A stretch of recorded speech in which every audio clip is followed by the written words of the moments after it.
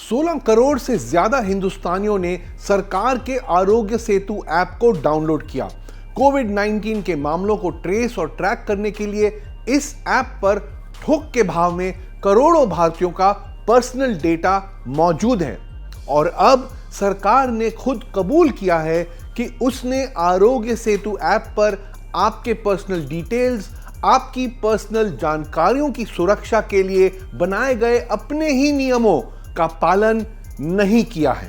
2 अप्रैल 2020 को national informatics centre यानी NIC ने ऐलान किया कि उसने कोरोना से जंग के लिए पब्लिक प्राइवेट पार्टनरशिप में Aarogya Setu contact tracing app बनाया है। क्योंकि ये आरोग्य सेतु ऐप आपकी सेहत से लेकर आपकी लाइव या ताजा लोकेशन जैसे पर्सनल इंफॉर्मेशन रिकॉर्ड करता था, इसलिए शुरू से चिंता जताई जा रही थी कि अगर ये सेंसिटिव डेटा गलत हाथों में पड़ गया तो क्या होगा। इस चिंता को दूर करने के लिए 11 मई को ministry of electronics and information technology और NIC ने आरोग्य सेतु का डेटा कैसे एक्सेस होगा, किसको एक्सेस होगा, किससे शेयर किया जा सकता है और किससे नहीं, इसके प्रोटोकॉल या सुरक्षा नियम तय किए, जिनकी मदद से ऐप पर मौजूद डेटा का इस्तेमाल कोई प्राइवेट कंपनी अपनी निजी फायदे के लिए नहीं कर पाती। लेकिन RTI द्वारा पत्रकार और RTI एक्टिविस्ट सौरभ दास ने पता किया है कि NIC ने इन डेटा प्रोटेक्शन नियमों को अनाउंस करने के 6 महीने बाद भी बहुत से अहम सुरक्षा के उपाय लागू नहीं किए हैं। चलिए अब डिटेल में समझते हैं। सुरक्षा उपाय नंबर 1, पेपर ट्रेल। NIC को इस बात का लेखा जोखा रखना था कि आरोग्य सेतु से जुड़ा हर नागरिक का डेटा किन एजेंसियों या किन लोगों से शेयर किया जा रहा है। इसकी मदद से डेटा का गलत इस्तेमाल करने वालों को ट्रैक किया जा सकता था। लेकिन क्या यह लेखा जोखा रखा जा रहा है? जी नहीं। जब NIC से पूछा गया कि उन्होंने किस किस के साथ आपका और मेरा डेटा शेयर किया है, तो जवाब में सिर्फ उन सरकारी विभागों के नाम बताए गए जिनके साथ डेटा शेयर किया जा सकता है।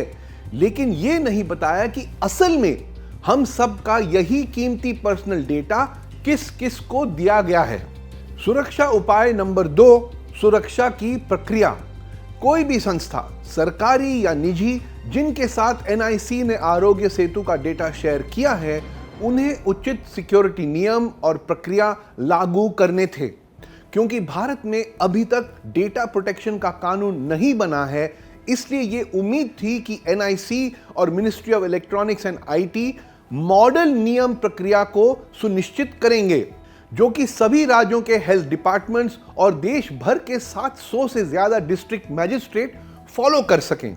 लेकिन क्या NIC या मिनिस्ट्री ने इस तरह का कुछ किया है? जी नहीं। उल्टा NIC ने यह कहा है कि नियम प्रक्रिया तय करना उन विभागों की जिम्मेदारी है जिन्हें डेटा भेजा गया है। सुरक्षा उपाय नंबर 3, ऑडिट एंड रिव्यू यानी परीक्षण।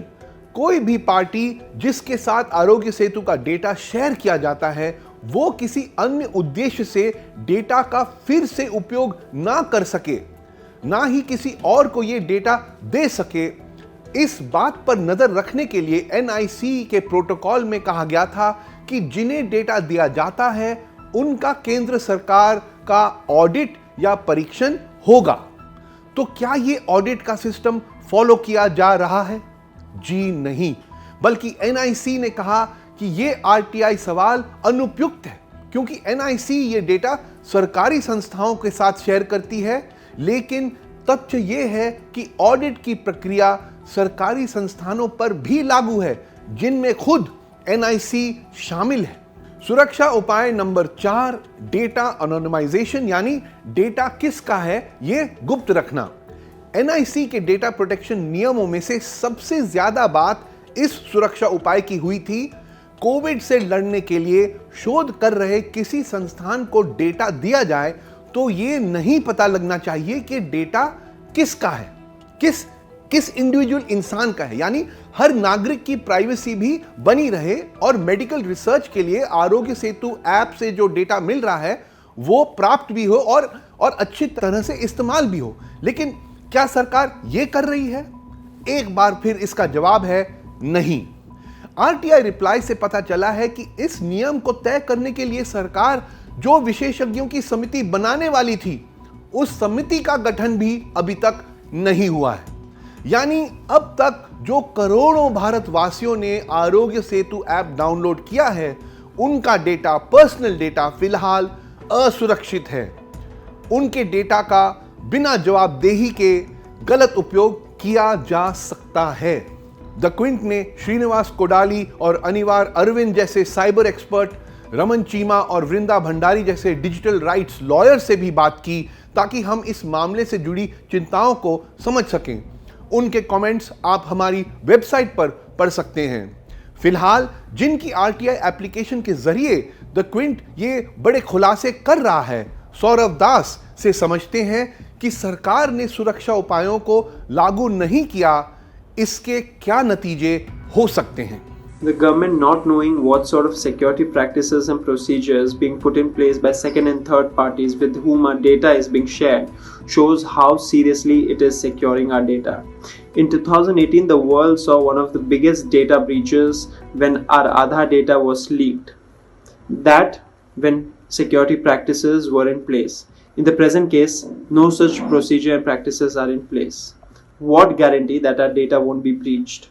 Similarly, by failing to put in place an audit and review mechanism, the government is not proactively monitoring for any misuse of our data. Even anonymization protocols have not been created, so data that is being shared with third parties in an identifiable state will eventually be sold to data brokers and will be used for private commercial interests and not for public's interests.